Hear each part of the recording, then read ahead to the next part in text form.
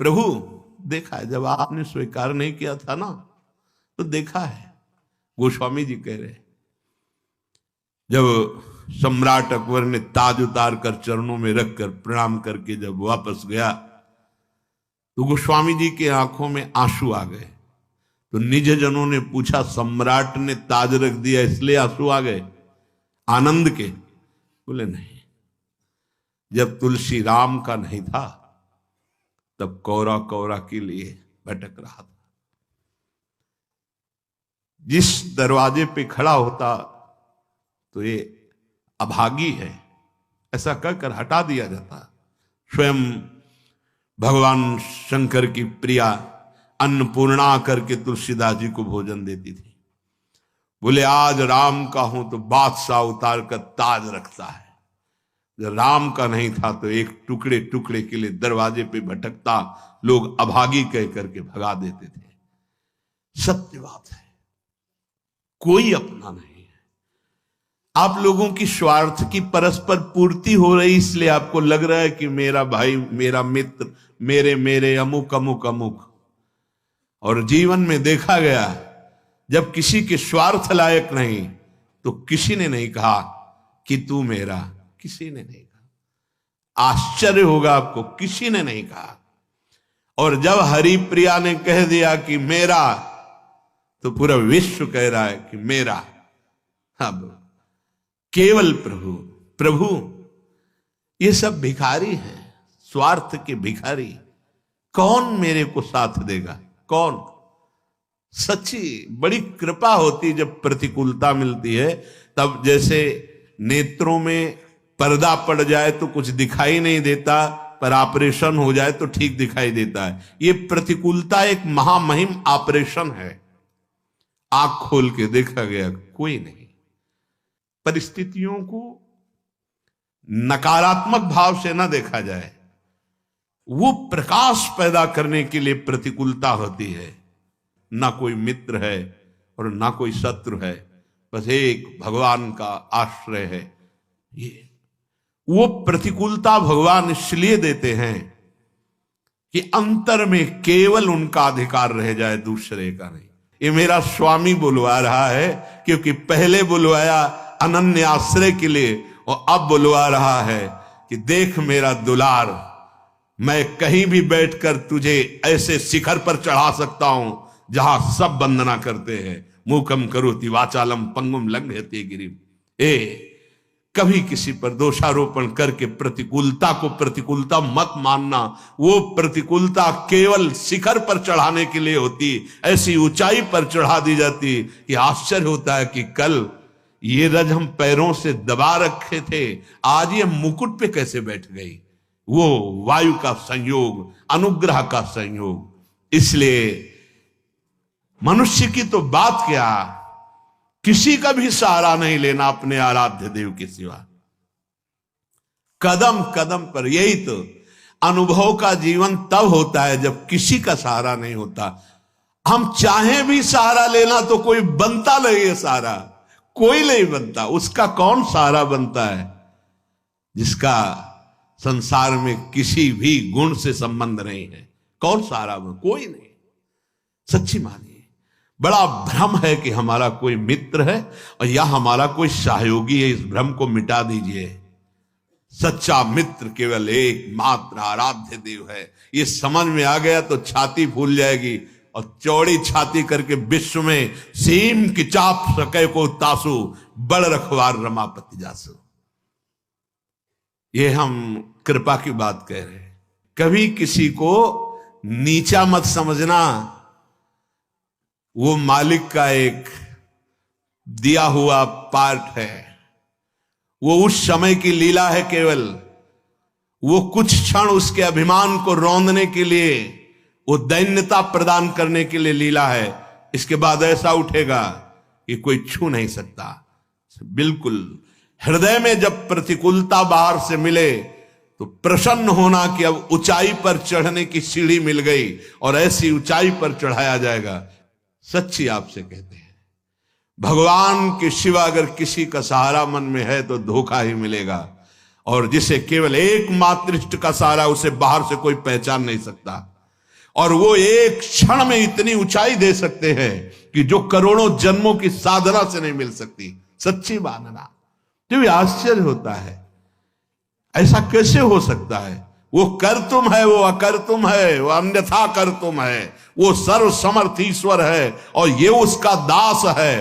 दास की उदासी को देखकर हंसना मत, क्योंकि वो उस महान का सेवक है कि जिस दिन नजर घूम गई उस दिन सबकी नजरें वहीं लग जाएंगी जिसको उदासीन भाव से देखा जाता था। हरि प्रताप बल गिनत न काहू, निडर भय सब चेरे। जो वास्तविक भगवत दासत्व की ठसक में आ गए वो निडर हो जाते हैं, उनको काल का भी डर नहीं होता। इसलिए सब तजी तू शरणागति आए, दृढ़ करि चरण गहेरे। शूरदास प्रभु तुम्हारे मिले ते, पाए सुख जू घनेरे। हे प्रभु, आपने मुझे अपना शरणागत बना लिया, अब तो मैं दृढ़ता पूर्वक आपके चरणों को ही पकड़ लिया।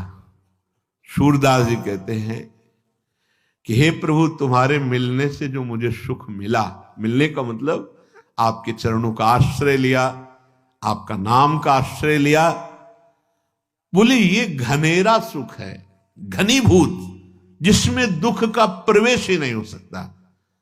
आप बाहरी दुखों को लेकर परेशान रहते हैं, उसने ये कह दिया, उसने ये कह दिया, शरीर रोग से ग्रसित है और व्यवस्थाएं ठीक नहीं, ये सब बाहरी बात है। एक बार तो परीक्षा दे दे और पास हो जा। हर परिस्थिति में प्रभु के प्रियाजू के चरण न भूले, फिर आप परिणाम देख लेना। पाए सुख जो घनेरे, ऐसा घनीभूत सच्चिदानंद सुख इह परलोक, पीछे के पद में था। और महाप्रभु हरिवंश चंद्र जी ने कहा है कि इस लोक में भी परलोक में परम सुख का निश्चित विश्वास करो। इसलिए श्रीपाद कह रहे हैं, ये जो अलमिह वितर्क जाल है, अब ये तर्क वितर्क का जाल छोड़ो। मोह जाल के काटने के लिए भगवत कृपा से सत्संग मिलेगा, उससे विवेक मिलेगा, विवेक से मोह का नाश करो। और उड्डी एव विहंगा पत वृंदा काननम रुचिरम, वृंदावन में आ जाओ, जितने घंटे वास करो बहुत महान है। जो सप्तपुरियों में आजीवन वास करने से प्राप्त होता है, वो यहां 24 घंटे वास करने से प्राप्त हो जाएगा। ये श्रीपाद ने कहा, एक बार यहां के पुष्प को सूंघ ले प्रसादी, एक बार बिहारी जी से नेत्र मिला ले राधा वल्लभ लाल से, और एक बार इस भूमि में मस्तक रख दे, वो कभी नरक नहीं जाएगा। श्रीपाद कह रहे हैं, और ये बड़े बड़े महानुभाव कह रहे हैं, श्रीधाम वृंदावन की एक कण रज का अगर तुम्हारे शरीर में लग गया है जीवन में कभी, तो यमदूत तुम्हें स्पर्श नहीं कर सकते। ये ब्रजरज, ये वृंदावन रज है, इसकी महिमा कहीं भी रज की महिमा आप नहीं सुनेंगे, लेकिन ये ब्रज रज की महिमा संपूर्ण शास्त्रों में जय घोष को प्राप्त हो रही। फिर वृंदावन रज, ये तो महारानी जी के चरण चिन्हों से युक्त भूमि है, एक से एक प्रेमी महाभागवतों के आंसुओं से भींगी हुई ये भूमि है, ये प्रेम भूमि है, जहां प्रवेश करते ही उद्धव का ज्ञान धूल धूसरित हो गया। जो बृहस्पति के समान ज्ञानी, क्योंकि गुरु अपने शिष्य को समान ज्ञान प्रदान करता है, बृहस्पति जी के शिष्य श्री कृष्ण के मित्र यहां आते ही उनका ज्ञान धूसरित हो गया और प्रेम पिपासु बन गए। पीछे प्रसंग चल रहा था, कस्तरती कस्तरती मायाम, माया से कौन तरता है, कौन तरता है? तो उत्तर हुआ था, यो संगास त्यजति, यो महानुभावों सेवते निर्ममो भवति। दो की व्याख्या हुई थी। संगास त्यजति, विषय संग, भोगी पुरुषों का संग, जिनके संग से हमारी मति व्यसन में फंस जाए, गंदे आचरण में फंस जाए, गंदी बातों में फंस जाए, ऐसे लोगों का संग नहीं। जो हमारी आंतरिक वृत्ति प्रभु से विमुख कर दे, प्रियालाल के चिंतन से रहित कर दे, उस वृत्ति का संग नहीं। ये हुआ संगास त्यजति। दूसरा महानुभावम सेवते, महापुरुषों का संग माया से तरने के लिए अमोघ बात है। जिसका अंतिम जन्म होता है उसे संत समागम प्रभु प्रदान करते हैं। यो महानुभावम सेवते, पर महापुरुषों की सेवा में ममता बहुत बड़ी बाधा है, इसलिए निर्ममो भवति। ममता रहित होना अत्यंत आवश्यक है। ये ममता एक ऐसी बड़ी बाधा है कि भगवत कृपा से जो महात्माओं का संग मिलता है तो ये ममता से बंधन युक्त हुआ मन उनकी अवज्ञा कर देता है, अवहेलना कर देता है। बहुत सूक्ष्म विषय है। जीवन में वो अवहेलना जो तुम्हारी ममता तुम्हें हर कदम नीचे गिराएगी, कभी ऊंचे नहीं उठा सकती। और अगर गुरु की ममता, तो ममता का भी पोषण होता और समता का भी पोषण होता, और प्रियालाल की प्राप्ति में कोई बाधा पहुंचा दे ऐसा पैदा नहीं हुआ। तुम खिलवाड़ समझते हो? गुरु कृपा ही केवलम, भगवान अपनो प्रण विसार, भगत को पूरो प्रण निभाऊं। आज्ञा पर जीवन भस्म कर देना, महत्व अपना मिटा देना, भगवत प्राप्ति के प्रेम रंग में खेलना होता है। खिलवाड़ समझ रखा है।